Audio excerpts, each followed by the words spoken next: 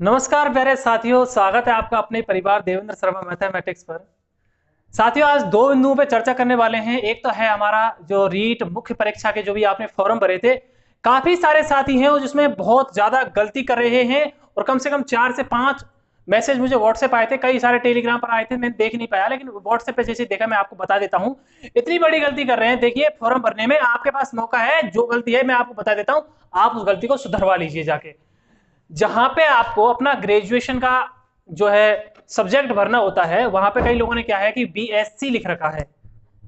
जिसने मान के चलो बीएससी किया तो उसने सिर्फ बीएससी लिख दिया, जबकि वहां पे उसने अगर फिजिक्स केमिस्ट्री अगर मैथ है उसके पास तो वो भरेगा, अगर उसके पास फिजिक्स केमिस्ट्री बायोलॉजी है वो भरेगा। नंबर एक।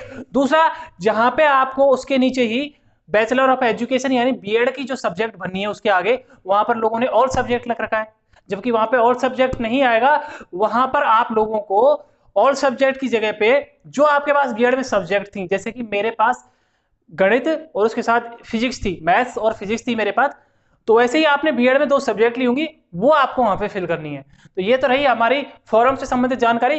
अगर और भी कोई गलती होगी तो मैं आपको अवगत करवाता रहूंगा। मेरे इस टेलीग्राम ग्रुप को आप ज्वाइन करें, इस पे मैं यहाँ पे बताता रहूंगा आपको।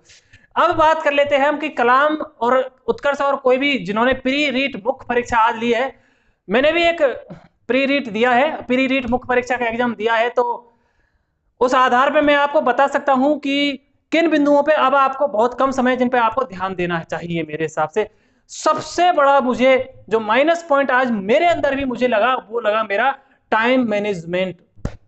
परीक्षा हॉल के अंदर बाय द वे हमारे पास अगर घड़ी नहीं होती है, अगर घड़ी नहीं होती है तो हम टाइम मैनेजमेंट नहीं कर पाते हैं। खुद मैंने भी जब आज एग्जाम दिया तो मैंने ये चीज रियलाइज की, महसूस की कि टाइम मैनेजमेंट के चलते हम जो प्रश्न हमसे आ रहे हैं, बहुत सारे प्रश्न, 10 से 12 प्रश्न जो हमसे अच्छे से आते हैं, उनको भी हम छोड़ देते हैं।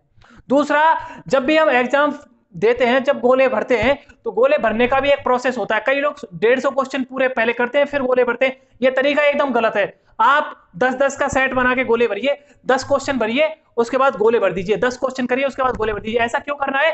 क्योंकि आप एक साथ अगर मान के चलिए 30-40 कर रहे हैं और फिर गोले भर रहे हैं, उसमें भी ये दिक्कत हो सकती है कि कहीं बाय द वे आपका कुछ गलत हो जाए, कोई लिंक गलत हो जाए, तो वो फिर सारे गलत होते ही चले जाते हैं। इससे अच्छा है आप 10-10 का करिए। अगर कुछ ऐसा गलत होता है जल्दीबाजी में तो 10 में से ही कुछ ही गलत होंगे, सारे गलत नहीं होंगे। तो ये 2 पॉइंट थे जो बताने लायक थे, आज मुझे लगा इनसे अवगत आपको करवाना चाहिए।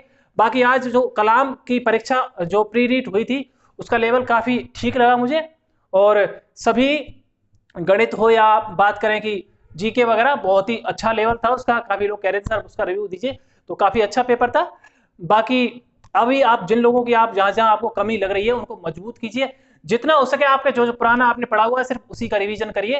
देखिए, मैं भी यही तरीका फॉलो कर रहा हूँ क्योंकि मेरी खुद की, सही बताऊं तो गणित विज्ञान का मैं हूं, और ऊपर से आंदोलन में बहुत ज्यादा मैंने टाइम वेस्ट भी किया, तो मुझे इतना समय नहीं मिल पाया। आप लोगों से तो बहुत कम समय मिल पाया है ना। तो मैं भी कोशिश कर रहा हूँ कि जितना मुझे आता है ना, मैं उसी पे अभी फोकस कर लूं, क्योंकि अगर वही याद हो जाए हमारे लिए वही बड़ी बात है। इस टाइम में कोई भी नई किताब नहीं खरीदनी है, कोई भी नई नोट्स नहीं खरीदने हैं। साथियों, ये थी आज की जानकारी आप लोगों के लिए, तो बिल्कुल भी चिंता मत करिए, घबराइए मत। मिलते हैं आपसे एक नई वीडियो के साथ। जय हिंद, जय भारत।